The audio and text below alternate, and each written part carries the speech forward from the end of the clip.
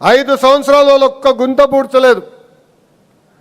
గుంటలు పూడ్చేదానికి 2000 కోట్ల రూపాయలు మనకు ఖర్చు అయింది.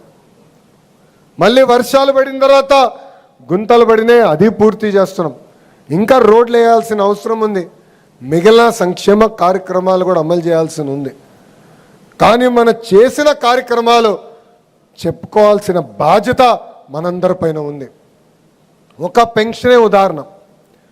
అసలు ఆంధ్ర రాష్ట్రానికి పెన్షన్ తీసుకొచ్చిన వ్యక్తి అన్న ఎన్టీఆర్.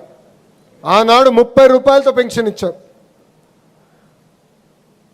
ఆ పెన్షన్ 2014లో 200 రూపాయలు. చాలని 200 రూపాయల పెన్షన్ని మన ప్రభుత్వం 1000 రూపాయలు చేసింది.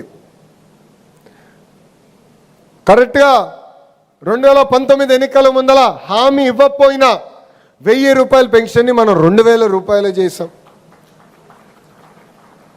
గత ప్రభుత్వం 1000 రూపాయలు పెంచడానికి 5 సంవత్సరాలు తీసుకుంది.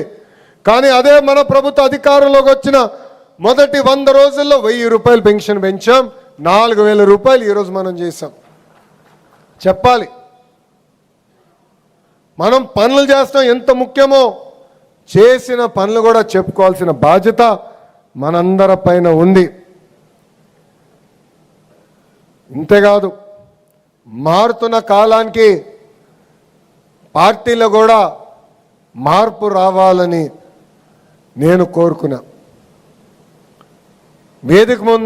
వేదిక ముందున్న పెద్దలందరూ తెలుసు, పాలిట్ బ్యూరో సభ్యులు ఉన్నారు.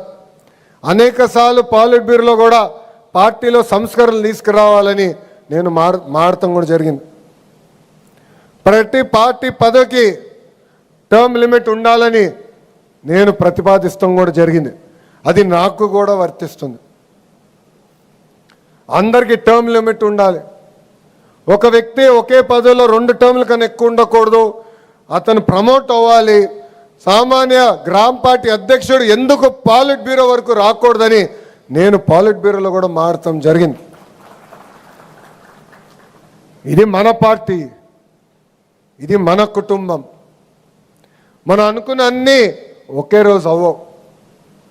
మీరందరూ అనుకోవచ్చు, లోకేష్ అనుకుంటే ఎంతసేపు అయిపోతుంది కదా అని. నేను పోరాడా. జిల్లా పార్టీ కమిటీ నుంచి పార్లమెంట్ పార్టీ కమిటీ తీసుకొచ్చేదానికి నాకు 18 నెలలు పోరాటం పట్టింది. 18 నెలలు పోరాడా. పాలిట్ బ్యూరోలో పోరాడా. ఒక్కసారి తిరస్కరించారు, మళ్ళీ అడిగా. ఇది మీ అందరికి ఎందుకు చెప్తున్నానంటే, కొంతమంది నాకు చెప్తున్నారు, అన్న ఇది అనుకున్నాయి చెప్పాను పని అవ్వలేదని. నమ్మకం దానికోసం 1 కాదు 2 కాదు 100 సార్లైనా మనందరం కలిసికట్టుగా పోరాడాలి. ఇది మన పార్టీ, ఇది మన కుటుంబం. మొన్న జరిగిన మహానాడులో